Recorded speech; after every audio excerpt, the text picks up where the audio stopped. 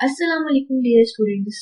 आज हम topic discuss करेंगे मोशन ऑफ सिंपल पेंडुलम। जैसे कि हम प्रीवियस लेक्चर में सिंपल हार्मोनिक मोशन के चैप्टर से डिस्कस कर चुके हैं बॉल इन अ बाउल, यानी कि motion of a ball in a bowl. कैसे सिंपल हार्मोनिक मोशन परफॉर्म करती है एक बॉल जब हम उसको एक बाउल में रखते हैं। तो इसी तरह से इसी टॉपिक को फर्दर लेते हुए हम मोशन ऑफ सिंपल पेंडुलम को डिस्कस करेंगे कि किस तरह से सिंपल पेंडुलम जो है सिंपल हार्मोनिक मोशन को परफॉर्म करता है। सिंपल पेंडुलम को समझने के लिए हम सबसे पहले सिंपल पेंडुलम देख लेते हैं कि सिंपल पेंडुलम क्या है। ये है एक स्टैंड और इसके साथ एक स्ट्रिंग अटैच्ड है और इस स्ट्रिंग के साथ हम एक बॉब अटैच कर देते हैं, तो ये एक पेंडुलम बन जाता है। ठीक है, अब इस पेंडुलम को समझने के लिए कि कैसे सिंपल हार्मोनिक मोशन परफॉर्म करता है, हम देखते हैं कि सबसे पहले इस स्ट्रिंग और इस बॉब के अंदर जो फोर्सेस हैं उनको हम देखते हैं कि वो क्या है और कैसी है। तो इसके ऊपर एक फोर्स जो है बॉब है, इसका एक वेट है। इस वेट की वजह से इसके ऊपर जो फोर्स है एक डाउनवर्ड एक्ट करती है, दैट इज W। वेट की वजह से जो करती है उसको M4 W equal to mg कहते हैं। ठीक है, और जितना ही इस बॉब का वेट है उतनी ही इस स्ट्रिंग पे टेंशन लग रही है, जिसकी वजह से जिस टेंशन की वजह से ये जो बॉब है इसके साथ लटकी हुई है। तो इस टेंशन को की जो फोर्स है that must be equal to the weight so that it will keep the ball and bob in the attach with the string. ठीक है, तो ये तब तक ही एक पेंडुलम रहेगा जब तक कि टेंशन जो है वो इसके वेट के इक्वल नहीं हो जाती। जब ये दोनों इक्वल भी हैं और ऑपोजिट भी हैं, सो इसके ऊपर जो नेट फोर्स है वो जो है वो हो जाएगी equal to zero. Net force क्या हो जाएगी? जीरो के इक्वल हो जाएगी।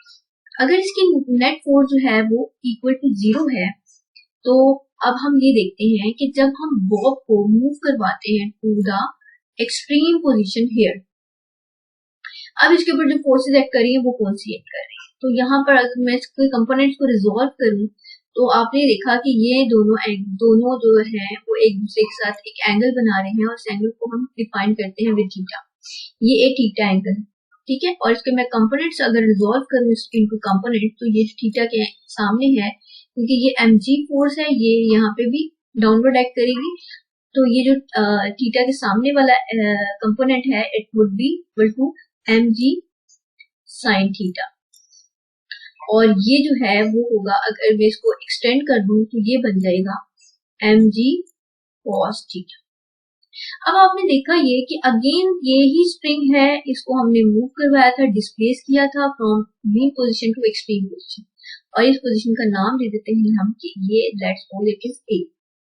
अब क्या है कि यहाँ पर भी दो फोर्सेस ही एक्ट कर रही है, तो यही टेंशन, ठीक है, टेंशन जिसकी वजह से स्प्रिंग जो है वो उसके अंदर टेंशन है, और दूसरी जो है वो डाउनवर्ड, इसके बिल्कुल ऑपोजिट mg cos थीटा।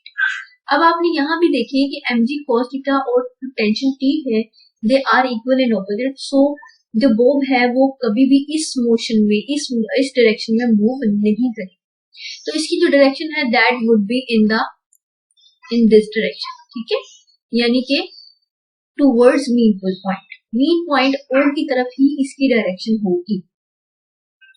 अब हमने इसके मैकेनिज्म को तो डिस्कस कर, अब हम देखते हैं कि आगे फर्दर इसके अंदर क्या होता है।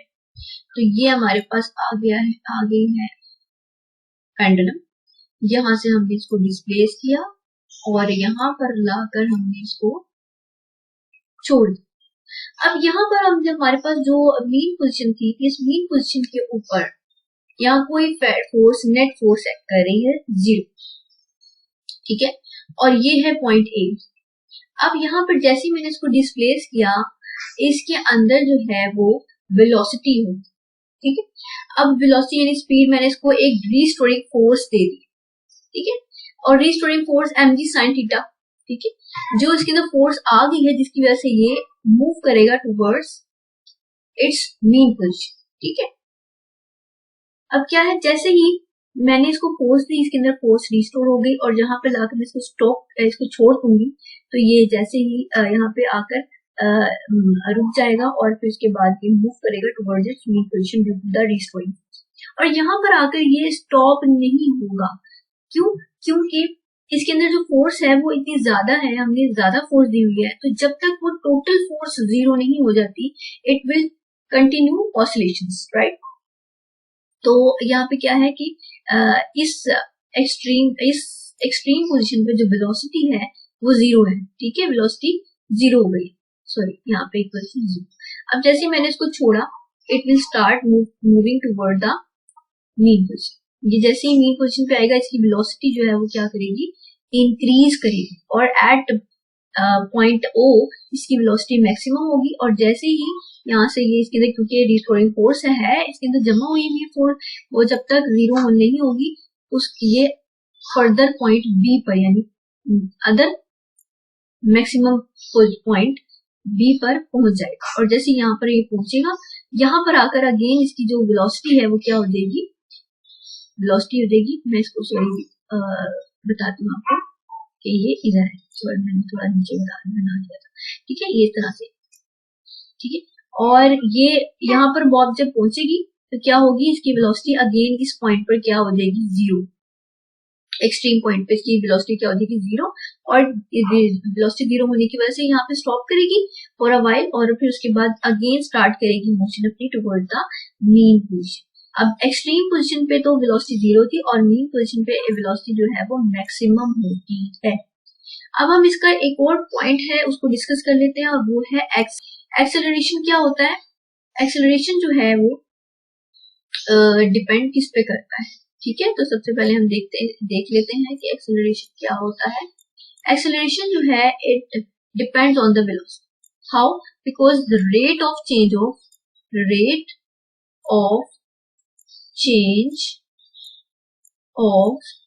Velocity is the acceleration.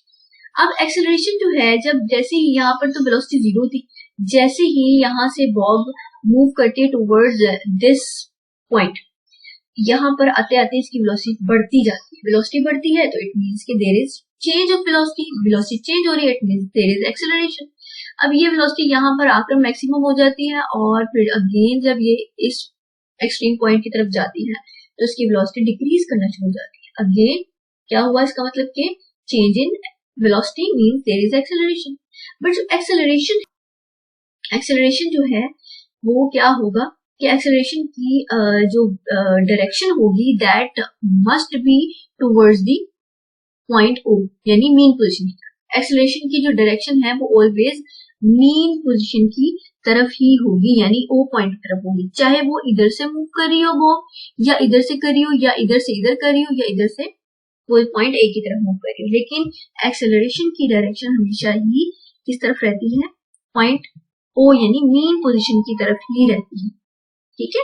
जैसे जैसे स्पीड डिक्रीज करती है रिस्टोरिंग फोर्स की वजह से, तो इसकी जो एक्सेलरेशन है उसकी डायरेक्शन क्या होगी, मीन पोजीशन की तरफ। ओके, अब हम हमारा जो टाइम पीरियड क्या है, पेंडुलम का जो टाइम पीरियड है, एक ऑसिलेशन में जितना टाइम रिक्वायर्ड होता है उसको हम टाइम पीरियड कहते हैं। तो टाइम पीरियड तो यहाँ पे सिंपली आपको डिफाइन किया हुआ है, उसका फॉर्मूला दिया हुआ है, आपको डिराइव नहीं करना, आपको जस्ट इस फॉर्मूले को फॉलो करना है, और इस फॉर्मूले के अकॉर्डिंग टाइम पीरियड जो है that is equal to 2 pi under root length यानी L over G। Time period of simple pendulum depends on the length and the gravity, दो चीजें, 2 and pi is the constant, so time period depend कर रहा है length पे, और यानी कि अगर इस स्ट्रिंग की लेंथ ज्यादा होगी तो टाइम पीरियड ज्यादा होगा, और इसकी लेंथ अगर कम होगी तो टाइम पीरियड कम होगा, क्योंकि टाइम पीरियड का लेंथ के साथ रिलेशन डायरेक्ट प्रोपोर्शनल में है, और ग्रेविटी के साथ इसका जो रिलेशन है दैट इज इनवर्स रिलेशन, यानी ग्रेविटी जितनी कम होगी उतना टाइम पीरियड ज्यादा होगा, ठीक है, और जितनी ग्रेविटी ज्यादा होगी उतना ही टाइम पीरियड कम होगा, तो they are in inverse relation. तो यहाँ से आपको टाइम पीरियड जो है वो समझ आती है, जस्ट आपको ये फॉर्मूले को फॉलो करना है। अब यहाँ पर हम इस पॉइंट पर सिंपल हार्मोनिक मोशन को डिस्क्राइब कर लेते हैं कि सिंपल हार्मोनिक मोशन कब होता है। सिंपल हार्मोनिक मोशन के परफॉर्म होने के लिए क्या requirement, simple harmonic motion occurs when the net force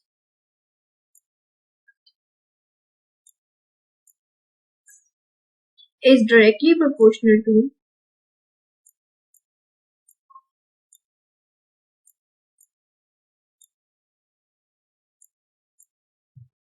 the displacement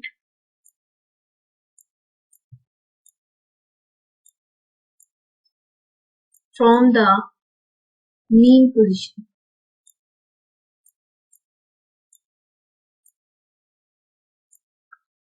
यानी कि सिंपल हार्मोनिक मोशन तभी होगी जब एक mean position, let's suppose this is the mean position से जो जब हम डिस्प्लेस करते हैं किसी बॉडी को, ठीक है, from here to here, this is the extreme position O A, और ये एक ओ है मीन पोजीशन, और ये अदर एक्सट्रीम पोजीशन है, इसको हम बी कह देते हैं। अगर हम इसको डिस्प्लेस करें तो ये तभी परफॉर्म होगी सिंपल हार्मोनिक मोशन जब जो नेट फोर्स है that is directly proportional to the displacement. जितना आप डिस्प्लेसमेंट देंगे, जितना भी यहाँ से यहाँ तक का डिस्प्लेसमेंट होगा, इसका डिस्प्लेसमेंट ज्यादा होगा, उतनी ही नेट फोर्स ज्यादा होगी। जितनी हम फोर्स कम देंगे उतना ही डिस्प्लेसमेंट क्या होगा, इसका कम होगा। फॉर एग्जाम्पल यहाँ पे आपने पेंडुलम वाले केस में, मैं आपको दिखाती हूँ, पेंडुलम वाले केस में हमने एक डिस्प्लेसमेंट दिया था, एक फोर्स दी थी। अगर मैंने फोर्स कम दी होती इस बॉडी को तो यहाँ पर ये यहाँ तक ही डिस्टेंस कवर करता, ठीक है। और अगर मैं इससे ज्यादा फोर्स देती तो ये यहाँ तक कवर करता, ठीक है। इट मीन्स कि फोर्स जो है जो हम इसको दे रहे हैं that depends on the displacement. जितनी फोर्स ज्यादा देंगे उतना ही डिस्प्लेसमेंट ज्यादा होगा, और जितनी कम फोर्स देंगे उतना डिस्प्लेसमेंट कम होगा। तो ये इसका तो हो गया डायरेक्ट रिलेशन। तो आई होप यहाँ से आपने अंडरस्टैंड किया होगा सिंपल हार्मोनिक मोशन को परफॉर्म करने के लिए जब हम फोर्स अप्लाई करते हैं, फोर्स देते हैं इस बॉडी को, तो उसका जो डिस्प्लेसमेंट है वो डायरेक्टली प्रोपोर्शनल होता है उसकी फोर्स के। जितने फोर्स ज्यादा उतना डिस्प्लेसमेंट ज्यादा, ठीक है, to the mean position. Okay, और एक और इम्पोर्टेंट चीज की जो फोर्स है जब हम अप्लाई करते हैं इसके ऊपर, तो फोर्स की जो डायरेक्शन होती है that is always towards the mean position. Force is towards mean position, ठीक है। फोर्स अगर इसका फोर्स जो है उसकी डायरेक्शन टुवर्ड्स मीन पोजीशन होती है, और इसी तरह से जो एक्सेलरेशन होता है वो भी डायरेक्टली प्रोपोर्शनल होता है to the displacement from the mean position and is always directed towards the mean position, ठीक है। तो इस तरह से हम सिंपल हार्मोनिक मोशन को डिफाइन करते हैं। तो ये हमारा सिंपल हार्मोनिक का डिस्कस हो चुका है यहाँ पर सिंपल पेंडुलम। अब इससे आगे फर्दर टॉपिक में मैं डिस्कस करूंगी important features of simple harmonic motion, कैसे हम इन सिंपल हार्मोनिक मोशन को समराइज करें और उसके फीचर्स क्या है। मिलते हैं नेक्स्ट वीडियो में और इसमें हम डिस्कस करेंगे नेक्स्ट टॉपिक को। अल्लाह हाफिज़।